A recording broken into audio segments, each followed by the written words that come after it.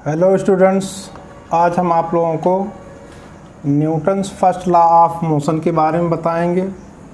देखिए, मोशन को डिस्क्राइब करने के लिए, खास करके एक्सेलरेटेड मोशन को डिस्क्राइब करने के लिए न्यूटन ने 3 लॉज दिए हैं। 3 नियम इन्होंने दिया और उन्हीं को हम लोग न्यूटन्स लॉ ऑफ मोशन कहते हैं। तो हम लोग पढ़ेंगे यहाँ पर लिख लेंगे, न्यूटन्स गेव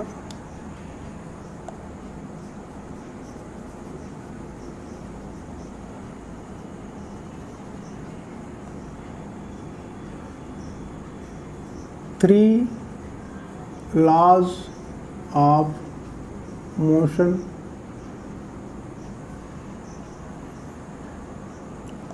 जिनको हम लोग न्यूटन्स लॉ ऑफ मोशन कहते हैं,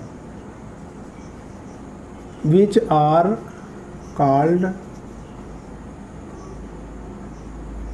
Newton's law of motion. Newton's laws of motion, इसमें आप Newton's first law of motion पढ़ेंगे पहले।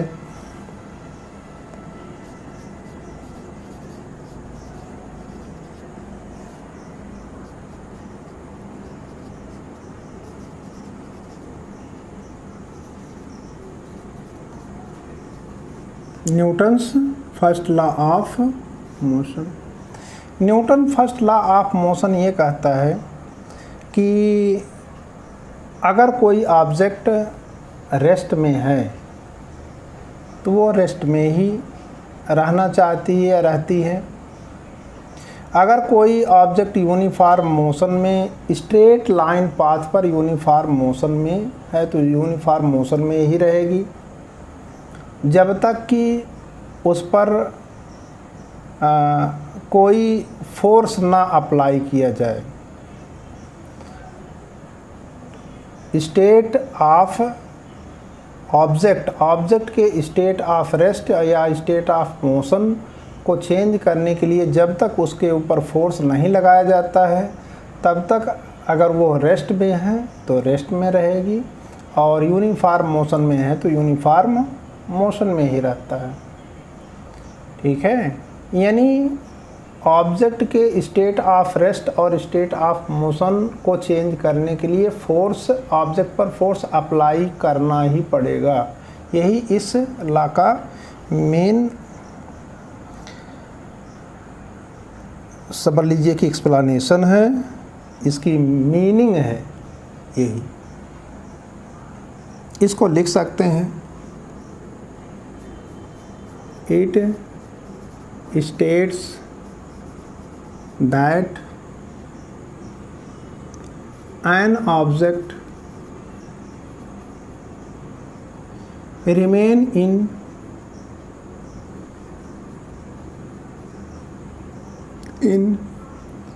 state of rest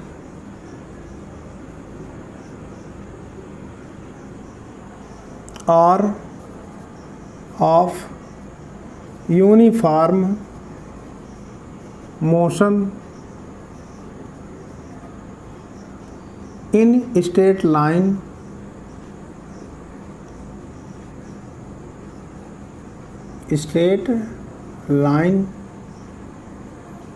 unless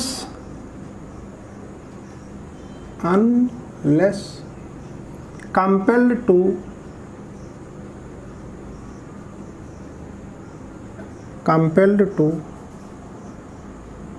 change that state, compelled to change that state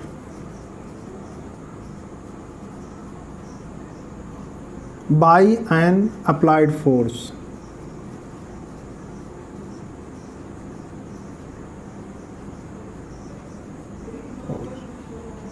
बिना फोर्स अप्लाई किए state of rest या state of motion को change नहीं करेगा। यानी कोई भी ऑब्जेक्ट अपने स्टेट चेंजिंग का अपोज करता है, इसका मतलब ये भी होता है। तो in other words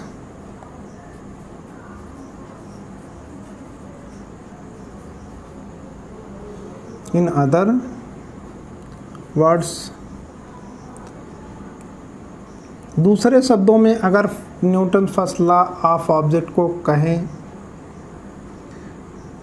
all objects register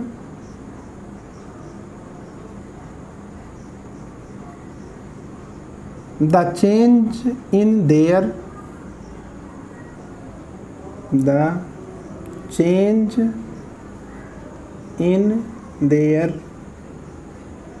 state of motion।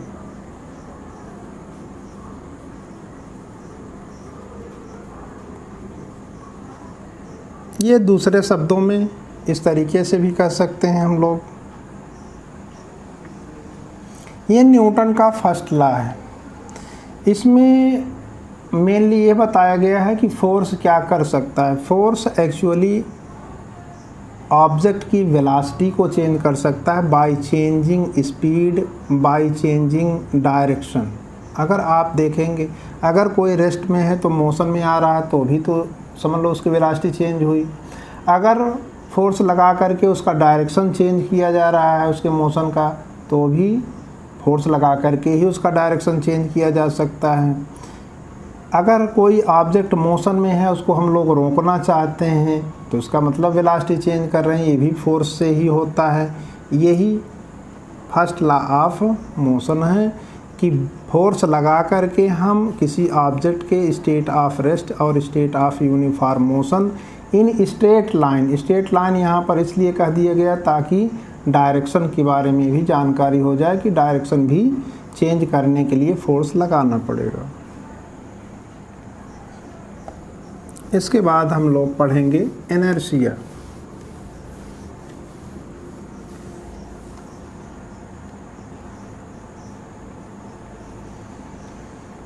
Inertia किसको कहते हैं वो देखें।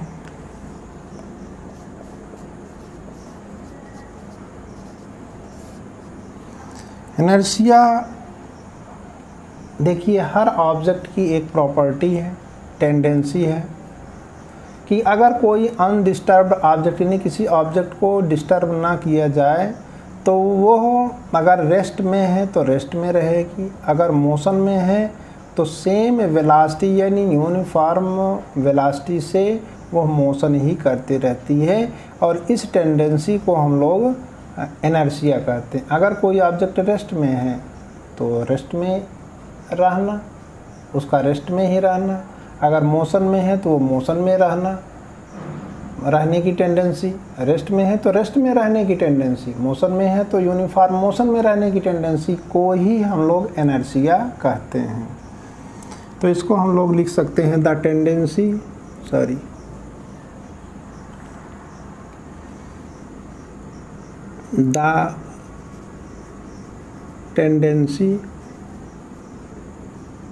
of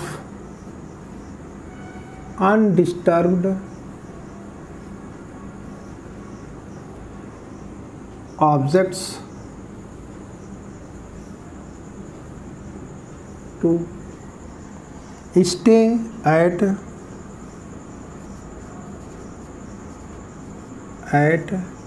rest or to keep moving with constant velocity,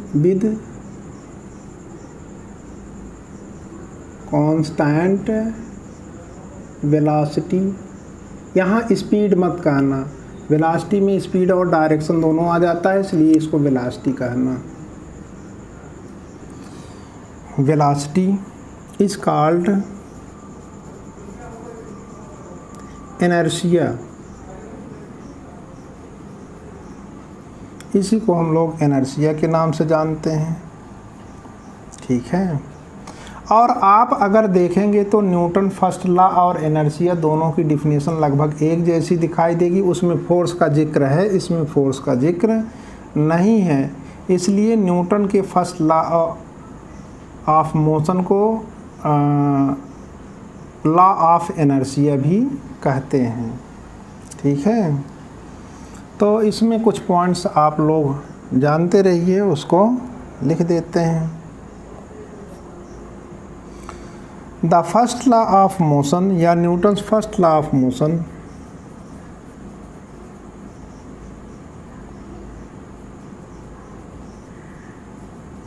law of motion is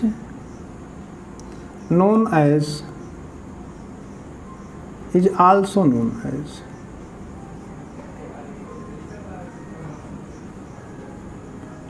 as law of inertia।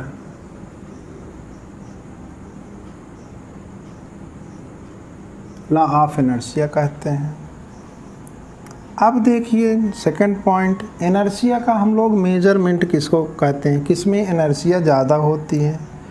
तो इनर्शिया किसी ऑब्जेक्ट की इनर्शिया उसके मास पर डिपेंड करती है।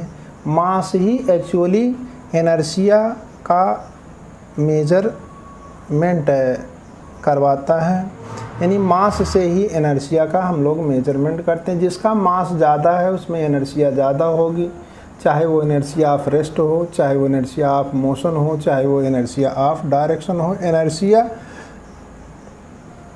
का मेजरमेंट हम लोग मास से ही करते हैं। तो नेक्स्ट पॉइंट हम लिख सकते हैं, mass is measure of inertia. Mass is measure of inertia. इसमें हम लोग देखेंगे heavy object have more inertia than light. इसमें देखेंगे हैवी ऑब्जेक्ट की इनर्शिया ज़्यादा है, इसको लिख लेते हैं, heavy object has more inertia than light object. और इसका एग्ज़ाम्पल भी हम लोग ले सकते हैं। इसका एग्ज़ाम्पल होता है द इनर्शिया ऑफ स्टोन। देखिए स्टोन हैवी होता है, inertia of stone is greater than the inertia of football. अगर जितने बड़े साइज़ का फुटबॉल है उतने बड़े साइज़ का हम स्टोन ले लें तो उन दोनों में कंपेयर करें कि इसमें इनर्शिया किसका ज़्यादा है, तो स्टोन की इनर्शिया ज़्यादा आएगी और फुटबॉल की इनर्शिया कम आएगी, क्योंकि स्टोन का मास ज़्यादा है और इनर्शिया का स्टोन का मास ज़्यादा है और फुटबॉल का मास कम है।